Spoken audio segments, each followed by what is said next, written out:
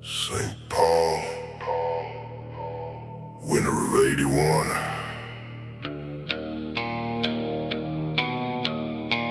A payphone starts ringing,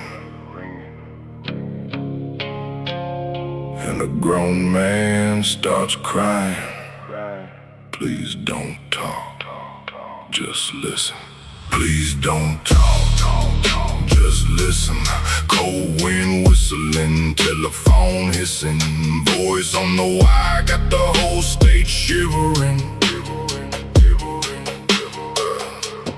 Twin City citizens sitting there wondering, how could a killer sound so different? Please don't talk, just listen.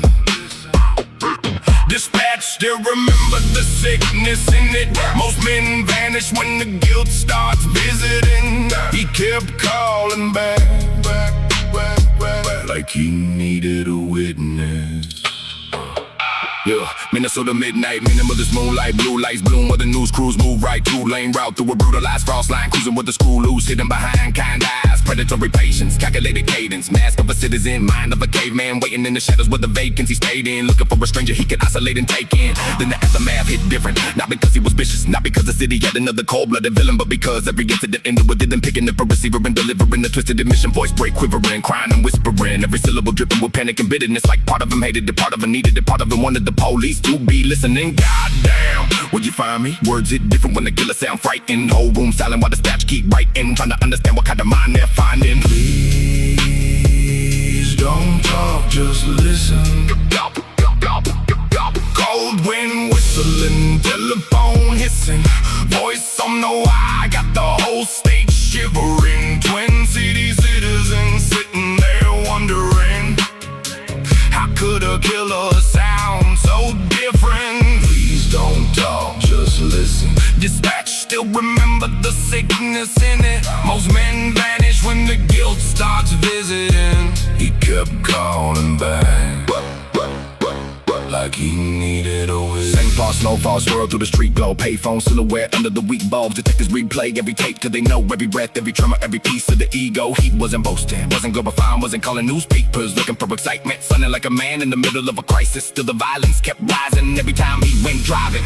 That's the nightmare hidden inside it. Real tears mixed with real crimes, real fear mixed with real lies. Real guilt never stopped him one time. Whole state living on edge through the winter. Every unanswered call feels sinister. Every dark sedan passing by looks suspicious. Every mother telling daughters be vigilant, while the weepy voice drift through the distance.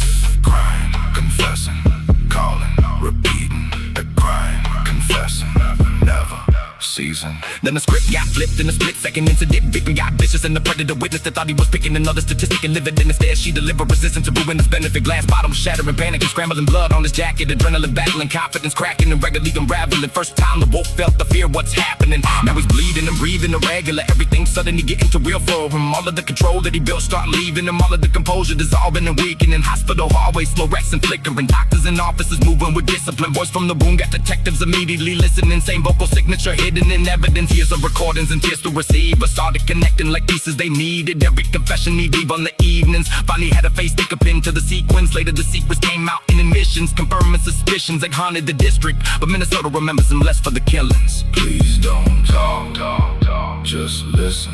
Cold wind whistling, telephone hissing, voice on the wire got the whole state shivering.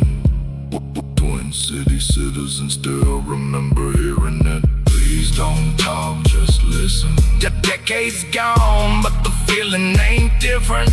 Some killers disappear into prison, some become a sound, and Minnesota never forgets it.